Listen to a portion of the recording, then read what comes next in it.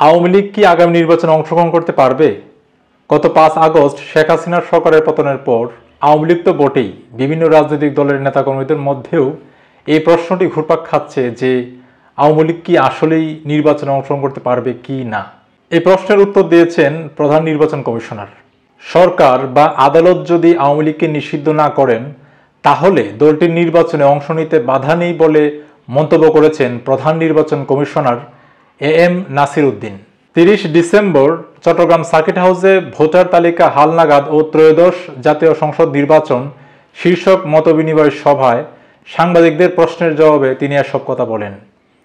আওয়ামী লীগ পরবর্তী নির্বাচনে অংশগ্রহণ করতে পারবে কি না এমন প্রশ্নের জবাবে প্রধান নির্বাচন কমিশনার বলেন, এটা মূলত রাজনৈতিক সিদ্ধান্ত হবে।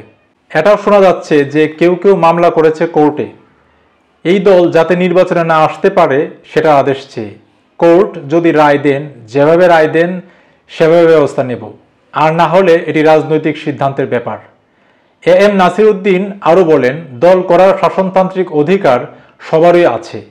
কোনো দল নিবন্ধন পাবে কি পাবে না সেটার আলাদা বিধিবিধান আছে। কোনো দল শর্ত পূরণ করলে আমরা দেব, শর্ত পূরণ না করলে দেব না। পুরনো যে দলের কথা বলছেন এরা কিন্তু বহু আগেই registered. CEC AM Nasir Uddin বলেন, সুতরাং সরকার যদি কোনো দলকে নিষিদ্ধ ঘোষণা না করে আমরা তাদের নিবন্ধন তো বাতিল করতে পারি না। এটা রাজনৈতিক সিদ্ধান্ত অথবা কোর্টের সিদ্ধান্ত, এ দুইটার একটার হতে হবে, যেটার ভিত্তিতে হয়তো আমরা ব্যবস্থা নেব। আমাদের পক্ষ থেকে আমরা এ ব্যাপারে কোনো মন্তব্য করতে চাই না। সিইসি আরও বলেন, আমি একদম গোড়া থেকেই বলে আসছি এটা রাজনৈতিক সিদ্ধান্ত অথবা কোর্টের সিদ্ধান্ত, আমরা এই দুটোর দিকে চেয়ে আছি। প্রধান নির্বাচন কমিশনার বলেন, আওয়ামী লীগ তো আমাদের এখানে একটা রেজিস্টার্ড দল, বিধি বিধান অনুযায়ী তাদের নির্বাচন করা না করার সিদ্ধান্ত মূলত তাদের। তারা যদি সিদ্ধান্ত নেয় আমরা নির্বাচন করব না, আমরা তো জোর করে করাতে পারবো না। সিইসি বলেন, যদি রাজনৈতিক দলগুলোর কোনো সিদ্ধান্ত না নেয় বা কোর্ট থেকে কোনো সিদ্ধান্ত না আসে তাহলে উই আর আনডান। 72 সালের পর থেকে তারা রেজিস্টার্ড অবস্থায় আছে, আমরা তো বাদ দিতে পারি না। প্রধান নির্বাচন কমিশনার এখানে স্পষ্ট করে তিনি বলেই দিয়েছেন যে আওয়ামী লীগ নির্বাচন করতে পারবে কি পারবে না এবং কোথায় সমস্যাটা বা কোথায় বাধাটা আছে।